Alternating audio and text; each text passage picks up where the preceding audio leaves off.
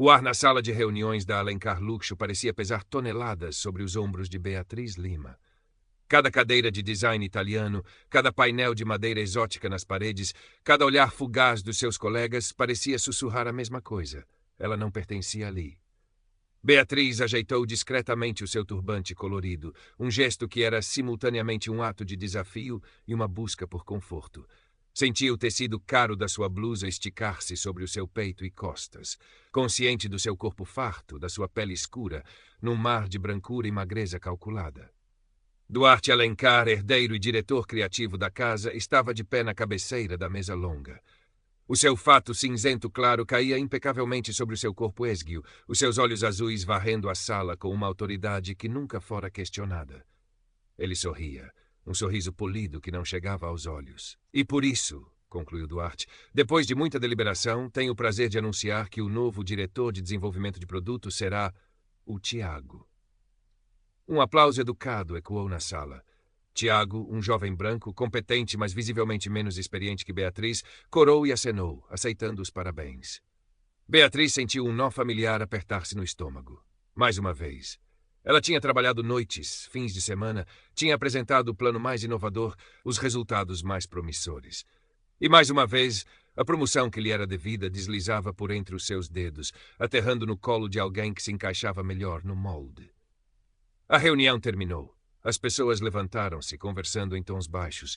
Duarte aproximou-se de Beatriz, o seu sorriso ainda no lugar. Beatriz, um momento. Ela esperou, a postura ereta, as mãos cruzadas à frente. Sei que deve estar desapontada, começou ele, a sua voz um murmúrio condescendente. Fez um trabalho excelente, realmente excelente. Mas sabe, para uma posição de liderança como esta, precisamos de uma certa presença executiva. Uma imagem que inspire confiança imediata nos nossos parceiros internacionais, percebe? Beatriz percebia. Percebia que presença executiva era um eufemismo para branco e magro. Percebia que a sua competência era reconhecida, mas nunca seria suficiente para superar a barreira invisível da sua aparência. Ela engoliu a raiva, a frustração e forçou um aceno. Percebo, Dr. Duarte. Agradeço o feedback. Ótimo. Sabia que entenderia. Continue com o bom trabalho. A sua hora chegará. Ele deu-lhe uma palmadinha condescendente no ombro antes de se afastar, deixando-a sozinha na sala opulenta, o cheiro caro a couro e madeira, misturando-se com o sabor amargo da injustiça. Naquela noite o telefone tocou. Era uma tia, a voz embargada.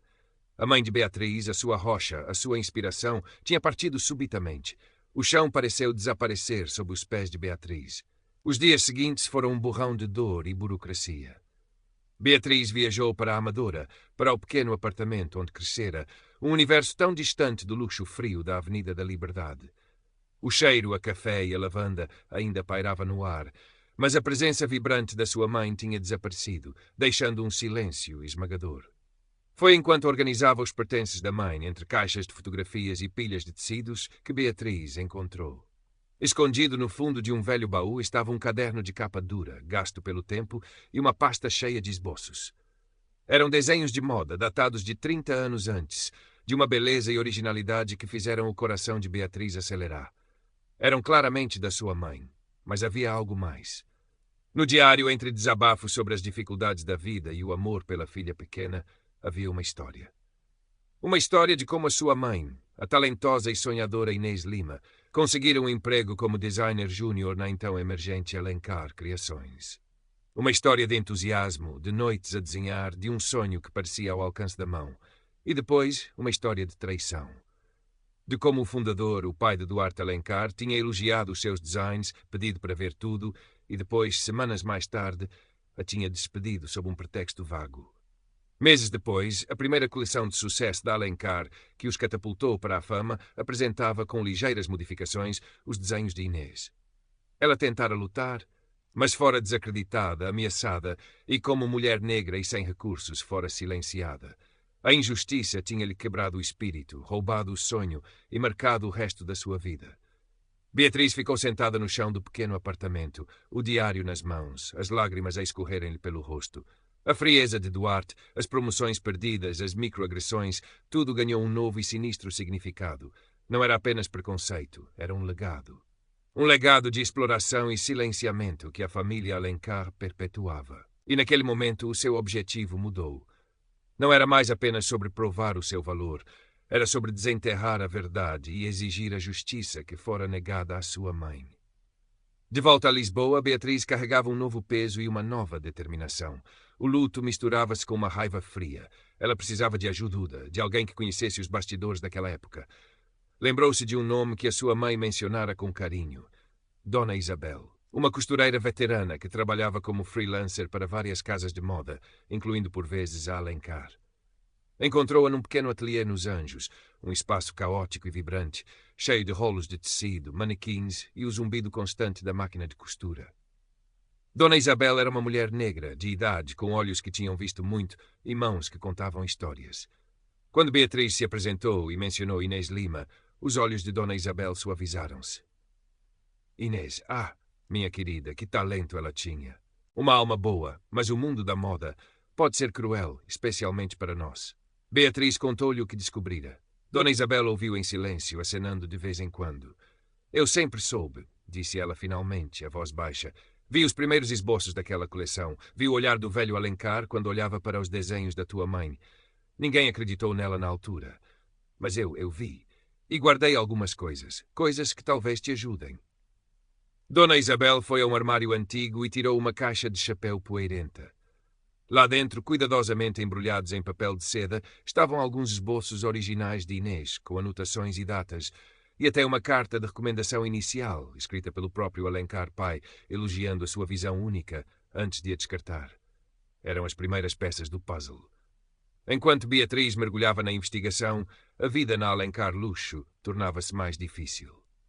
Duarte, talvez sentindo a mudança nela, talvez apenas exercendo a sua crueldade casual, aumentou a pressão. Um projeto crucial, que Beatriz liderava com sucesso, começou a enfrentar obstáculos inexplicáveis. Ficheiros desapareciam, e-mails importantes eram perdidos, e rumores sobre a sua instabilidade emocional após a morte da mãe começaram a circular. Numa reunião importante com parceiros internacionais, Duarte interrompeu Beatriz constantemente, clarificando os seus pontos com explicações simplistas, como se ela fosse incapaz. Depois, elogiou-a de forma paternalista. A Beatriz é incrivelmente apaixonada, não é? Traz uma energia diferente à equipa. A palavra diferente pairou no ar, carregada de subentendidos. Beatriz sentiu as bochechas a arder, mas manteve a compostura, respondendo às perguntas com uma clareza que desarmava as insinuações. Sofia Mendes, a sua colega, assistia a tudo com um desconforto visível. Por vezes, em privado, oferecia palavras de apoio a Beatriz. Não ligues, Bia. Ele é um idiota. O teu trabalho é brilhante. Mas quando Beatriz lhe pedia ajuda para encontrar um documento perdido ou para confirmar uma informação, Sofia recuava. Desculpa, Bia, estou atolada. E sabes como o Duarte é, não quero problemas. A sua passividade era quase tão dolorosa quanto a hostilidade de Duarte. Havia dias em que Beatriz se sentia esgotada, dias em que se olhava ao espelho e via apenas o que eles queriam ver. Uma mulher negra e gorda que não se encaixava. A síndrome do impostor sussurrava-lhe ao ouvido. Mas depois lembrava-se do diário da mãe, dos olhos tristes mas resilientes de Inês nas fotografias, do fogo nas palavras de Dona Isabel. E a raiva transformava-se em combustível. A sua investigação levou a arquivos antigos, a antigos funcionários relutantes, a peças que se iam encaixando lentamente. Descobriu que o pai de Duarte não só roubara os desenhos, mas também usara a sua influência para garantir que Inês nunca mais trabalhasse na área, espalhando rumores sobre a sua falta de profissionalismo. Era uma destruição sistemática. E então veio a descoberta crucial. Dona Isabel lembrou-se de um antigo contabilista da Alencar, um homem que fora despedido injustamente anos depois e que, segundo ela, sabia onde muitos corpos estavam enterrados. Beatriz conseguiu localizá-lo. O Sr. Valério, agora um homem idoso e cansado, hesitou a princípio, mas ao ver os esboços de Inês e a determinação nos olhos de Beatriz, algo mudou. Lembro-me da sua mãe, disse ele, uma rapariga cheia de talento. O que lhe fizeram foi uma vergonha. O velho Alencar era implacável, mas ele era descuidado com a papelada antiga. Havia um depósito, talvez ainda exista. Ele deu-lhe uma morada, um antigo armazém nos arredores de Lisboa. Beatriz, com a ajuda de Dona Isabel, conseguiu acesso. Entre pilhas de documentos esquecidos, encontrou-o. Um livro de atas antigo, com notas de reuniões daquela época. E lá estava, numa anotação marginal, a referência a uma compensação extra paga a um fornecedor de tecidos para garantir a exclusividade de certos designs promissores. Designs que, pelas datas e descrições, só podiam ser os de Inês. E mais importante, anexado a uma ata, estava um memorando interno do velho Alencar para o seu advogado, discutindo como mitigar o risco de uma reivindicação de autoria por parte de Inês, sugerindo a estratégia de a desacreditar. Era a prova. Com a prova nas mãos, Beatriz sentiu um misto de triunfo e pavor. O que fazer agora? Um processo legal seria longo, caro e incerto. Ela olhou para o calendário. Faltava uma semana para o grande evento da Alencar Luxo, o lançamento da coleção de outono-inverno, um espetáculo de grande visibilidade, com toda a imprensa e a elite de Lisboa presentes. O palco perfeito. Era arriscado, poderia destruir a sua carreira, mas era a única forma de garantir que a verdade não seria silenciada novamente. Ela foi ter com Sofia. Mostrou-lhe as provas. Sofia, eu sei que tens medo. Eu também tenho. Mas não posso deixar que isto continue.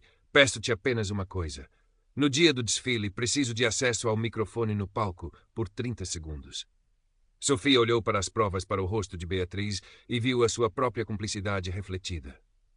Viu os anos em que tinha ficado calada. E finalmente acenou. 30 segundos, Bia. É tudo que te consigo. A noite do desfile chegou. O pátio da Galé, no Terreiro do Paço, estava transformado. Luzes, música eletrônica suave, champanhe circular. Beatriz, vestida com um conjunto vibrante que ela própria desenhara, sentia o coração a bater descontroladamente. Misturava-se com a multidão, observando Duarte Alencar a receber os convidados, charmoso e confiante, o rei no seu castelo. Modelos etéreas deslizavam pela passarela. No final, como era tradição, Duarte subiu ao palco para os agradecimentos. Agradeceu à equipa, aos parceiros, à imprensa. Elogiou a sua própria visão.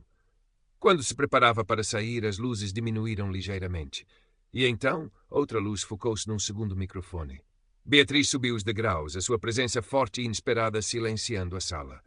Duarte virou-se, o choque e a fúria a transparecerem por baixo da sua máscara polida. Sofia, nos bastidores, tinha cumprido a promessa. Boa noite, começou Beatriz, a sua voz clara e firme, ecoando pelo espaço. O meu nome é Beatriz Lima. Muitos de vocês conhecem-me como gestora de produto na Alencar Luxo, mas hoje estou aqui como filha de Inês Lima. Um murmúrio percorreu a multidão. Duarte deu um passo na sua direção, mas hesitou, apanhado de surpresa. Inês Lima, continuou Beatriz, foi uma designer brilhante, uma mulher negra cujo talento foi a verdadeira fundação desta casa. Um talento que foi roubado há 30 anos pelo fundador desta empresa. Um talento que foi silenciado para que Alencar pudesse brilhar. Ela ergueu cópias dos esboços da mãe e do memorando. Tenho aqui as provas. Esboços originais, documentos internos. Provas de como os sonhos da minha mãe foram transformados numa coleção que lançou o império, enquanto ela era descartada e difamada. O silêncio na sala era agora pesado, denso. Os flashes das câmaras começaram a disparar freneticamente. Duarte estava pálido, a boca aberta. E este legado de exploração, disse Beatriz, a sua voz a subir, carregada de toda a dor e raiva acumuladas, continua hoje. Continua no preconceito velado, na discriminação que eu e outras como eu enfrentamos todos os dias nesta indústria. Continua quando nos dizem que não temos a presença executiva certa, quando o nosso trabalho é sabotado, quando somos vistas como diferentes em vez de competentes. A Alencar Luxo foi construída sobre talento roubado e vidas quebradas. E hoje a verdade veste-se de justiça. Ela pousou os papéis no pódio e desceu do palco, passando por um Duarte Alencar petrificado. A sala irrompeu em caos. Repórteres corriam, convidados sussurravam, chocados. Beatriz atravessou a multidão de cabeça erguida, sentindo os olhares sobre si. Não eram mais olhares de desdém ou pena. Eram olhares de choque, de respeito, talvez até de medo. Ela tinha quebrado o silêncio. O escândalo explodiu nos dias seguintes. A imprensa devorou a história. Alencar Luxo viu as suas ações caírem e a sua imagem desmoronar-se. Duarte foi forçado a afastar-se, engolido pela tempestade que ele e o seu pai tinham criado. Alguns meses depois, num pequeno ateliê alugado no Intendente, Beatriz respirava fundo o cheiro a tecido novo e a tinta fresca. O espaço era modesto, nada comparado ao luxo da Alencar, mas era seu. Nas paredes, lado a lado, estavam os esboços da sua mãe e os seus próprios. Dona Isabel estava a seu lado, os olhos brilhando de orgulho. Beatriz não recebera uma compensação financeira massiva. Não vira Duarte ir para a prisão. A justiça não fora um raio divino, mas algo mais complexo. Mas ela tinha recuperado o nome da sua mãe, tinha exposto a podridão e, mais importante, tinha se encontrado a si mesma. Ela sabia que a luta não tinha acabado. O racismo e a gordofobia não desapareceriam da noite para o dia. Mas ao criar a sua própria marca, Lima em Alma, uma marca dedicada à beleza real, inclusiva e diversa, ela estava a construir algo novo, algo baseado na verdade, no talento e no respeito. Olhou pela janela para a agitação de Lisboa. A cidade, com as suas colinas e contrastes, parecia espelhar a sua própria jornada. Ela sentia o peso do passado, mas também a leveza da libertação. Não era a hora que Duarte lhe prometera. Era a sua própria hora, conquistada com dor, coragem e a força inabalável do espírito humano. Ela sorriu, um sorriso genuíno que pela primeira vez em muito tempo chegava aos seus olhos. Estava pronta para começar.